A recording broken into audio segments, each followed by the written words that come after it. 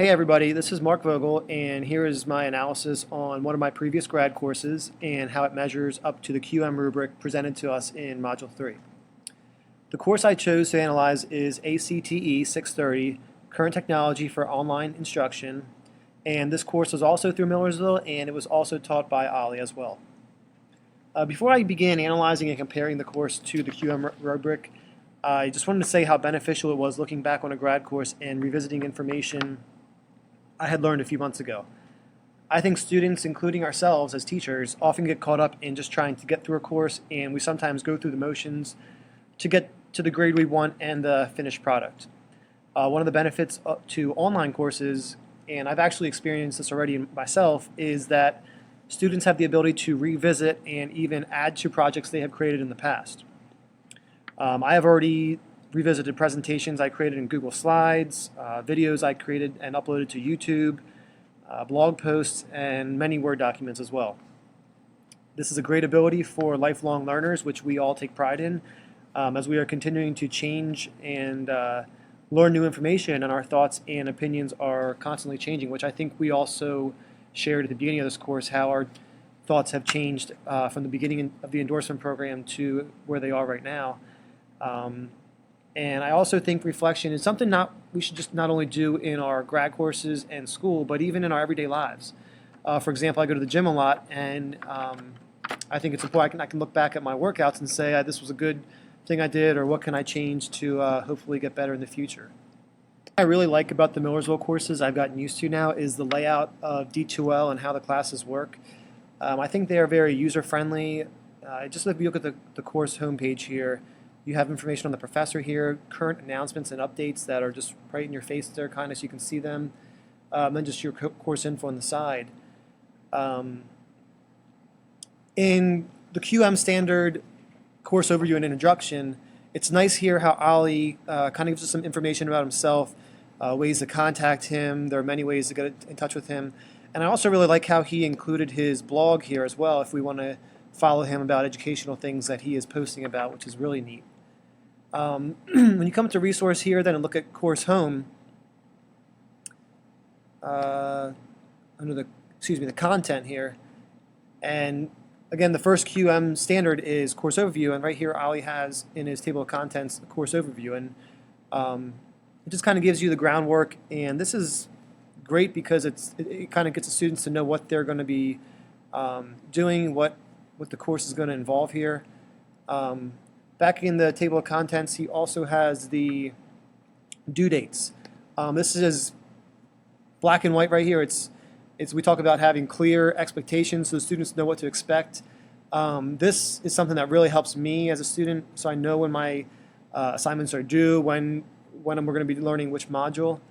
Also in the table of contents is the course etiquette, which is very important for an online course, and it's kind of the same for every online course I've taken, the course etiquette, but it is very good to just kind of refresh yourself, since some of us might have a few months in between grad courses, so that's kind of good to get in touch with also. And they also have the student code of conduct here, which is something that's good to have for an online course. That way a student knows what the university expects with the code of conduct, and it just kind of saves the professor if they need to question the student for any unethical behavior, basically, through the course.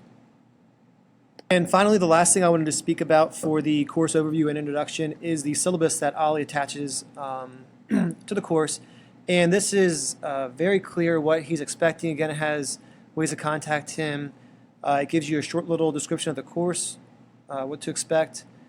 On the next page here, he has the course goals, so that's really good for the students to know what they're going to be learning and what they should really have reached at the end of the course.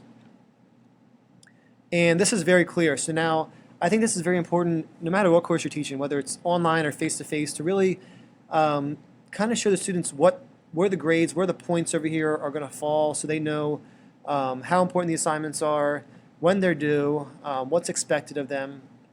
This way, a student can't go back and say, oh, I didn't know you wanted me to do this, or this was worth so many points. So right up front, black and white, the professor is very nicely doing a job for the students to know what to expect really throughout the course.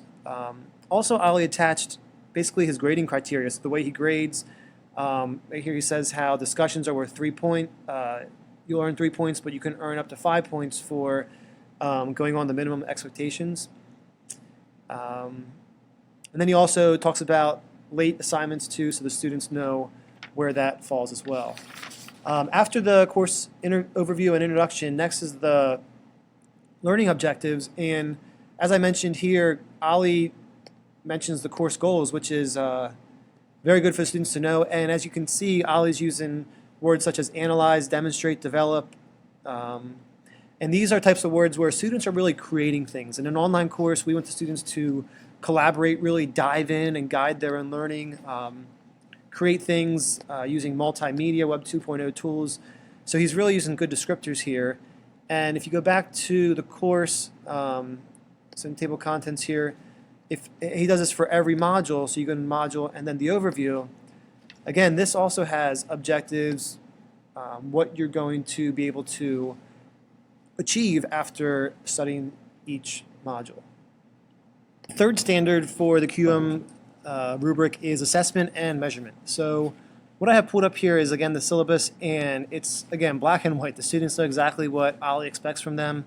For example, for module 1, he wants them to create a brain shark, which is 20 points, and then participating in the module discussion is 10 points. So right there, it's easy for the students to see. They know those are their two things, to create the brain shark and participate in the discussion, and they know how much each points for each of the assignments are.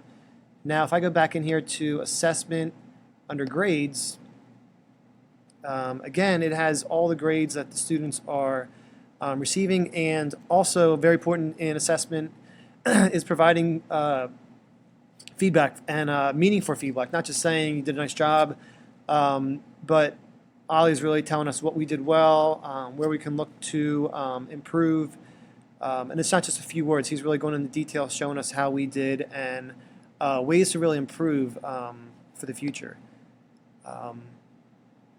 Another thing I kind of missed before is back to the course overview and introduction.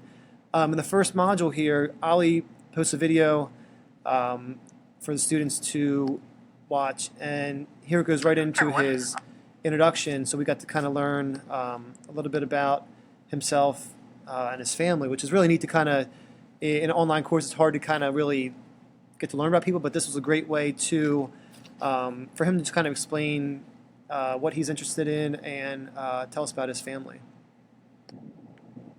Two instructional materials under the QM rubric and relating to ACTE 630. Ali does a nice job really kind of tying the materials he uses together. So, for example, in Module 4, this is all about collaboration. So, first thing he had us do is read Chapter 5, which is collaboration and community building, and virtual high school teacher and student reactions to social presence model.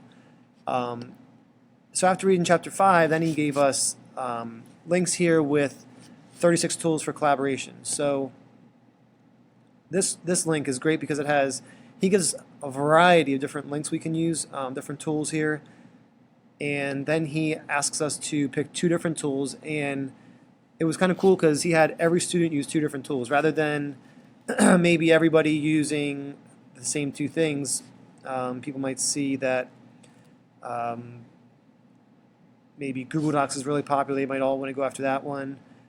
He promotes the students to use different tools, which is really neat. That way, when we look at the discussion, we're kind of seeing different tools that people used, and we might be able to take these into our courses in the future as well.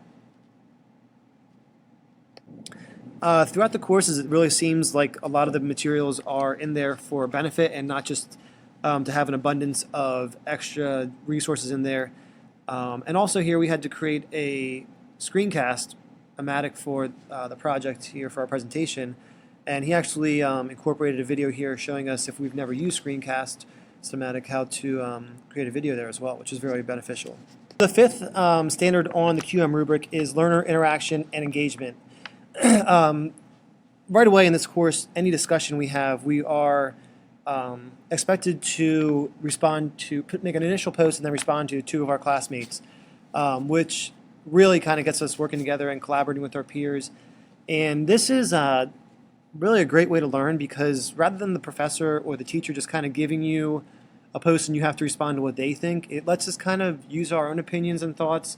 And rather than hearing one opinion from a teacher, you're hearing 20 or 30 different opinions from your classmates and peers, and together you're really kind of building and kind of really getting a viewpoint together on a certain topic. And for example, here's a discussion we had to do. We had to create actually a video, an actual online lesson we created, and this goes right into the standard course technology, where we are promoted to use different types of media and support. And this is a great experience because we got to actually get thrown in and create a video, which I also wanted to hit earlier under assessment and measurement, where multiple methods of assessment strategies are selected. So Ollie really gives us this assignment where we are to create a synchronous learning experience, and we get to go on our own kind of path and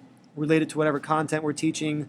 So down here for mine, I did a permutation and combination lesson in my Algebra 1 course with counting. So here's a video I created using Screencast-O-Matic, and I had a few students involved with that as well. And then with the learner interaction engagement, here my classmates are commenting, they're watching the video, and they're not only just putting a few words, but they're actually putting their thoughts and really taking pride in what their peers are creating, which is a great experience. So really what Ollie has achieved here is he's taken these assessments that he wants us to get to, and he's having us be engaged with our classmates. He's incorporating the technology. He's and all the goals that he's created, the learning objectives, really just getting us to collaborate with one another throughout the learning process, and it's making it more of a fun and more memorable and significant learning experience. 7th standard learner support is really, you can find it up here in the top right with course info. There is a help link here for technical questions, and if you see under 7.2, it says on the QM rubric, the course instructions articulate or link to a clear description or technical support offered. And also, Ollie created a video, so if you click on the D2L orientation video, it takes to a YouTube video, and Ollie is a 6-minute video with him walking through how D2L works, which is, from my experience now, I'm used to how the D2L works, but hey, for anybody who is a first-time user on D2L, this would be great, because I know at the beginning of my online courses, I was kind of confused on how they worked and where things were located. So that's something, if you sit through 6 minutes real quick, you can easily find how D2L kind of navigates. One of the most important things here for me when it jumps out to me with the 8th standard accessibility is there's really not a lot of distractions throughout the course. It's, I don't want to say black and white, but everything that's in here is important. There's not unnecessary information as well. If you look at, for example, one of the modules, let's go to Module 2, for example.